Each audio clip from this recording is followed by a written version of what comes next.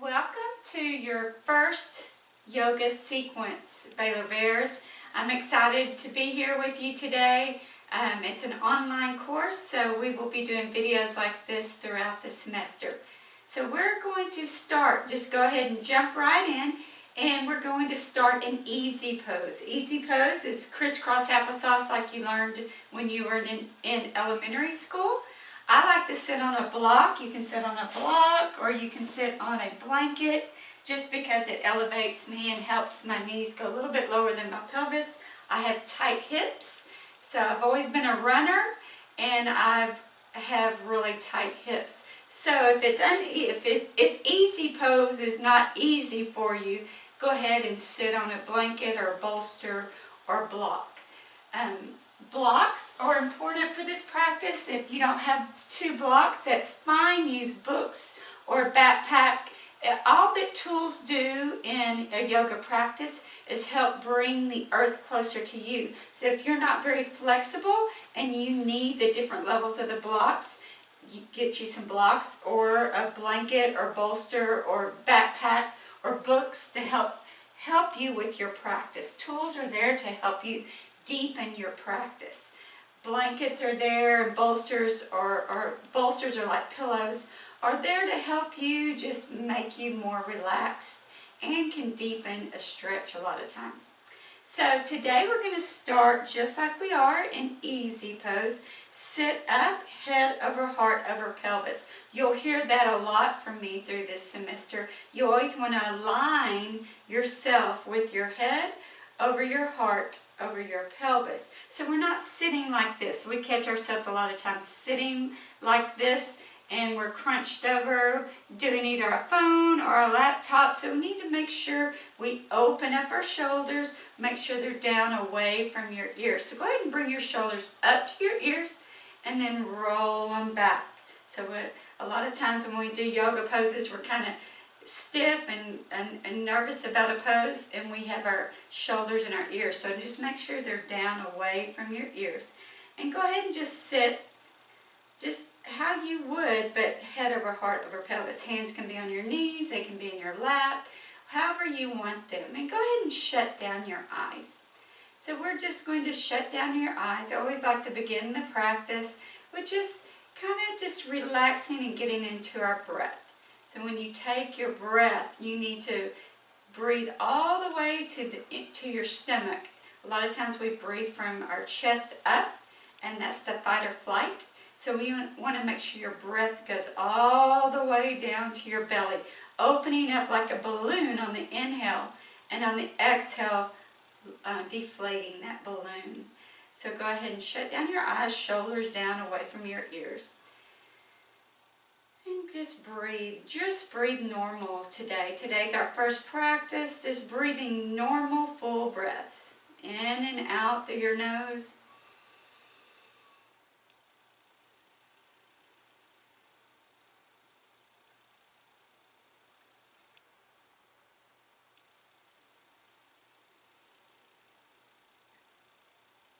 Elongating the inhales and exhales.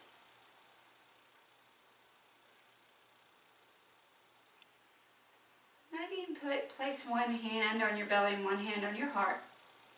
So you can feel that balloon expand on the inhale.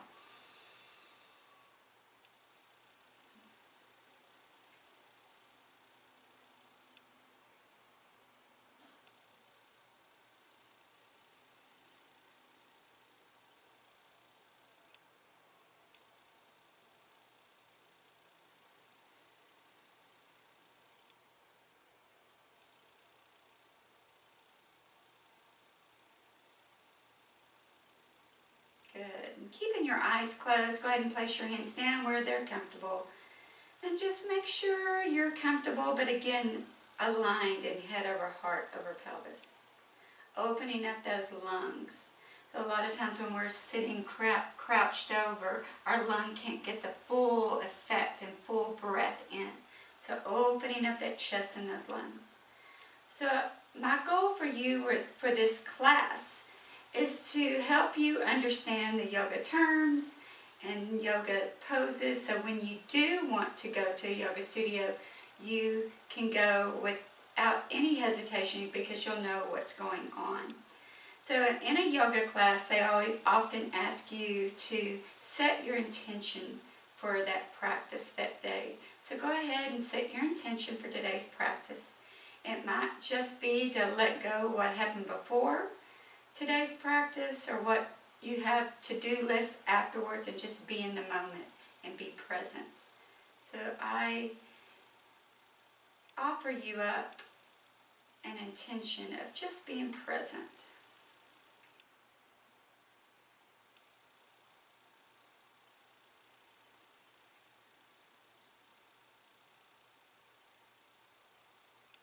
Continuing your breathing.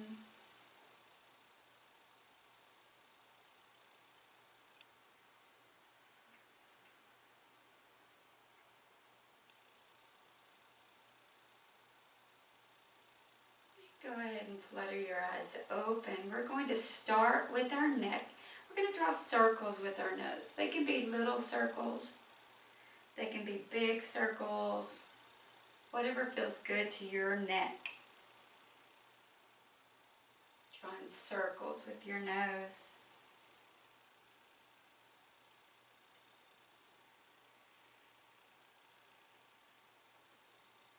In today's practice, we're going to be moving with our breath. So we're going to inhale and exhale with the poses. And let's go the other direction. Making circles, as big or small as that feels good to your neck.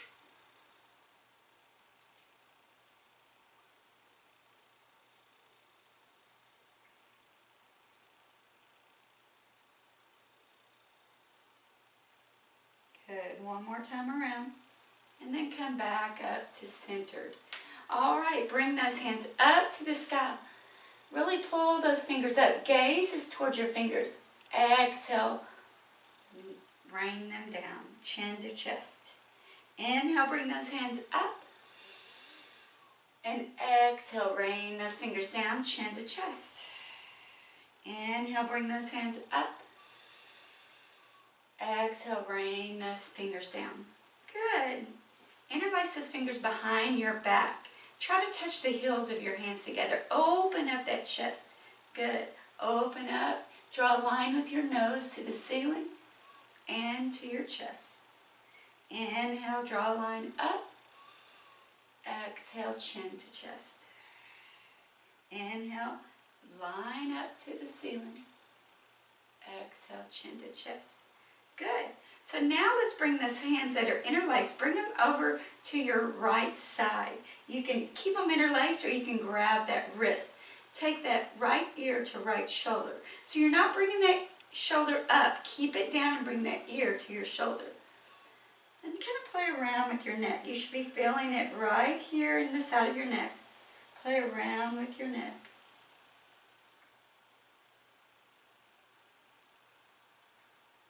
Good, and let's do the other side. Left ear to left shoulder. Again, play around with that neck, getting any parts of your neck that are sore, stretch. And you're remembering to breathe. Good. And release those hands, bring those hands up to the ceiling. Listen closely. Take your left hand to right thigh. Right hand behind you for a twist. You're still head over heart. So we're not leaning back on our hand. We're tenting our fingers, keeping ourselves up. And gaze is over your right shoulder. Use that leverage of your right thigh. Inhale, lengthen through the crown. And exhale, twist a little bit more. Staying right here in this pose.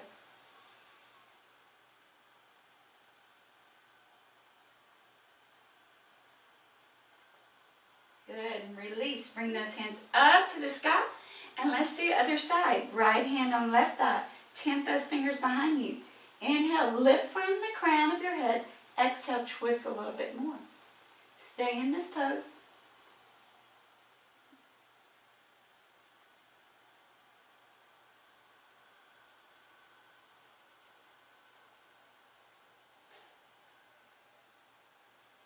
Good, coming back to center. All right, so we're going to get in tabletop now. So tabletop is on all fours. So I'm going to be with my knees right under my hips, my wrist right under my shoulders. And whenever you are in an arm support where your hands are on the ground, you don't want to collapse into your wrist. You'll have lots of injuries in your wrist. That's one of the first places people get hurt are in their wrist and their lower back for collapsing in their back. So open those fingers wide. Press into those finger pads. You should see the webbing of your fingers in this pose. So press into those finger pads, almost creating a lifting effect of the palm. You're pressing so hard into those finger pads and knuckles. So press into those knuckles. We're in a long line from the crown of our head to our tailbone. So staying here, pull that belly button to your spine. Good. So inhale, we're going to do another pose here. Inhale, cow, drop that belly, looking up. Exhale, round that back for a cat. Inhale, cow. Exhale, cat. Inhale, cow. Exhale, cat. Inhale, cow. And exhale, cat. Good. Back into normal tabletop. Take that right ear to right hip, look over that right shoulder. And then inhale, come back up. Left ear to left hip, look over left shoulder. So we're just lubricating our spine, going with your breath. We're going the opposite direction of cat-cow now, just lubricating that spine. Good. Pressing into those finger pads still. Good. Coming up and over. Good. Coming back up into tabletop. Make your knees as wide as your mat, and touch those big toes together and sit back into child's pose. So bring those hands down by your side for child's pose. Forehead to your mat. If your forehead does not touch, grab a block or a book to bring that earth closer to you. So if you're having trouble with your forehead touching, bring a block or a book there, because that is the pressure we want on our forehead, releasing our tension in our forehead, because we can rock our forehead back and forth. So this is child's pose, massaging that forehead. Good. So extend those hands out in front of you, pulling those fingers to the front of your mat for extended child's pose. So pull those fingers forward. Again, forehead on the mat for extended child's pose. Breathing here.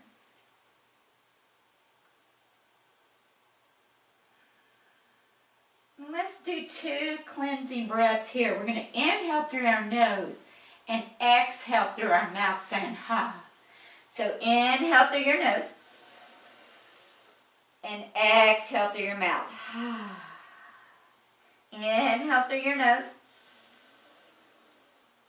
and exhale through your mouth. One more time. Inhale through your nose and exhale through your mouth. So through extended child's pose, you should be feeling the stretch in your shoulders and your chest. To get even deeper chest, bring those hands to prayer and bring them to the back of your back and your neck. Bringing those elbows in towards your head for prayer hands, child's pose. You can feel this in your shoulders and in your chest.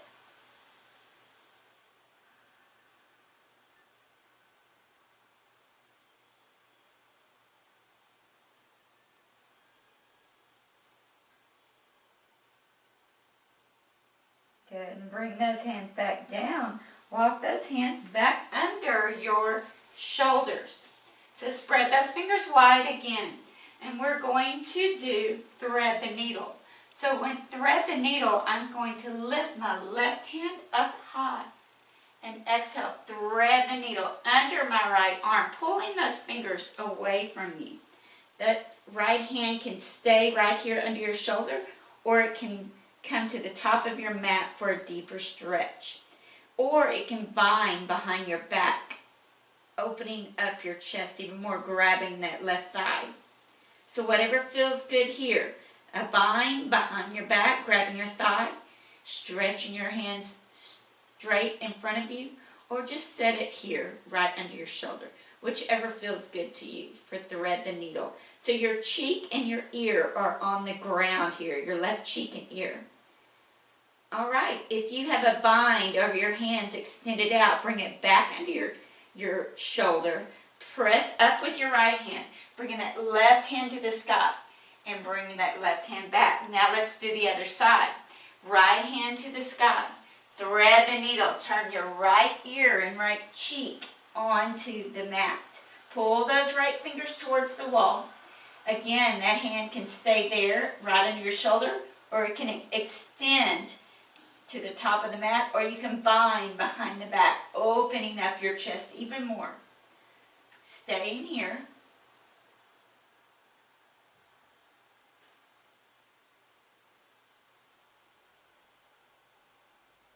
Good, and release that bind. If you have a bind, place that hand right under your left shoulder. Press up. Take that right hand to the sky and bring it back down. Great. Get good alignment here again. You always in yoga want to align your joints so that you don't have any injuries. So you always want to place your wrist right into your shoulders, knees under your hips, and we'll have other alignment cues I will tell you the more we get into class. So let's do bird dog pose. You're going to extend that right hand out straight in front of you, left foot out, toes toward the ground, flexing that foot. It is a balance pose. Don't collapse into that left wrist. Holding it here. Inhale, extend. Exhale, elbow to knee. Really crunching, rounding that back. Inhale, extend. Exhale, elbow to knee. Inhale, extend. Exhale, elbow to knee. And then back into tabletop. Extend that left hand out, right foot out. Flex that foot. Holding it here. Try to kick both hip points towards the mat. Inhale, extend. Exhale, elbow to knee. Inhale, extend. Exhale, elbow to knee. Inhale, extend. Exhale, elbow to knee. Inhale, extend. Exhale, elbow to knee. Good. Back into tabletop. So we are in tabletop again. So press those fingers into the mat. All right. So we're going to do a hovering table here where you just lift your knees off about an inch off the mat. Press into those finger pads. 10, 9, 8, 7, 6, 5, 4, 3, 2, 1. Lower down into child's pose. Child's pose is our rest pose. So you can do extended or just regular. So if you ever get, when we're into a sequence and your wrist starts hurting and you need to go to the rest position, child's pose is always a rest position you could go to. So circle those wrists if they're hurting you, or just let them rest there. Good. Coming back up into tabletop. So we're going to, in tabletop, we're going to tuck our toes. We're going to push back into down dog. Really press into those finger pads so you're not collapsing into those wrists. This is an inverted V. Your heels do not have to touch. But your ears are right between your biceps. So a bicep beside each ear. Your feet are hip distance apart. You can pedal out that dog if that feels good to your calves. Good. And then gaze to the top of your mat and walk to your hands. But stay forward folded over. Heel toe those feet a little bit wider than your shoulders. Bend your knees generously. Grab opposite elbows for ragdoll. So shaking the head yes and no. Belly button should be touching the thighs. So you can bend your knees as much as you want. The knees should be bent in this pose. So even swaying feels good. we're getting oxygenated blood to our brain. This is an inversion. Shaking your head yes and no, just relaxing. Good. And release that bind. Heel toe those feet right under your hips there. Place your hands on your hips. Slowly rise up one vertebrae at a time into mountain pose. So mountain pose looks like this. Palms forward. So if you can't see my head, that's all right. You should be seeing just the bottom half of my body. All right. Holding here. Inhale, bring those hands up to the sky. Exhale, forward fold. And step back into plank. Drop to your knees. Good. Let's do some cat-cows. And again, inhale, cow. Exhale, cat. Inhale, cow. Exhale, cat. Inhale, cat. Exhale, cat. Good. So take that right foot on the outside of your right hand. So we want to open up our hips here. This is where I'm talking about alignment. That knee should be right over your ankle. You should not be like this. It could cause injury to ligaments and joints. So you want to, if you can't get it up there, just walk it up there or grab it and put your hand up there with it. And just make sure you're stacking your joints here. Alignment's very important in yoga. So your hands are on the inside of your foot here. So pulsing, swaying, this is where, if you're not flexible, books or blocks are good. You want to keep a long, straight spine here so you can, if you want to do it with your hands on the ground or blocks, that works. Pulsing, swaying, really pressing that pelvis forward, opening up that groin there. Good. Just staying here in that stretch. It's a static stretch. You're not white knuckling these blocks if you have blocks. No, not white knuckling. They're just there for support to keep a long line from the crown of your head to your tailbone. Good. So take that right foot back, and now let's take our left foot up on the outside of your left hand. Pelvis forward. Even if you have to heel toe it up or grab it with your hand, that's fine. Pulsing, swaying, whatever feels good to that pelvis here.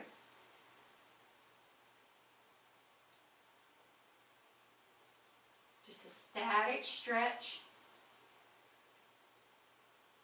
Good. And bring that left foot back into tabletop. Cross those ankles, coming up into the seated pose here. So seated pose, we're going to go ahead and lay back into bridge pose. So bridge pose, feet are hip distance apart, knees, ankles are right under your knees. Press up into bridge pose. Palms are face down on the mat, pressing that heart higher than the head here. That's the purpose of this inversion. So you're really pressing that heart up. If you want a deeper chest stretch, shimmy those shoulders in, interlace those fingers, and open up that chest. This is called bridge pose. Good. Breathing here, not holding your breath. Breath is very important. Good. And lowering back down. Take that right ankle to left thigh for figure 4. Flex those feet. Lift up that left leg and grab that thigh or that shin, opening up that right hip. Holding it here. And this is called figure 4, or it's also called reclined pigeon pose. The more you bring that to your chest, that ankle and shin, the deeper stretch you have in your right hip. Good. And release. And let's do the other side. Left ankle on right thigh, lifting up. Grab that thigh or shin, whichever feels better. And really pull in, opening up that left hip there. Flex both feet. So we're not pointing, we're flexing. Holding it here, but not your breath. Continuing to breathe here. and lower back down. Good. So place your arms in a T. Let your knees fall to the right, gaze to the left for a spinal twist. And try to keep both shoulders on the ground. Good. If you have to adjust, we're moving it over. Your hips understacked, and you can do that. Good. And let's bring it back to the other side. Arms are still in a T. Knees to the left, gaze to the right. If you have to adjust stacking those hips, do that. Try to keep both shoulders on the ground. Spinal twists are my favorite things to do.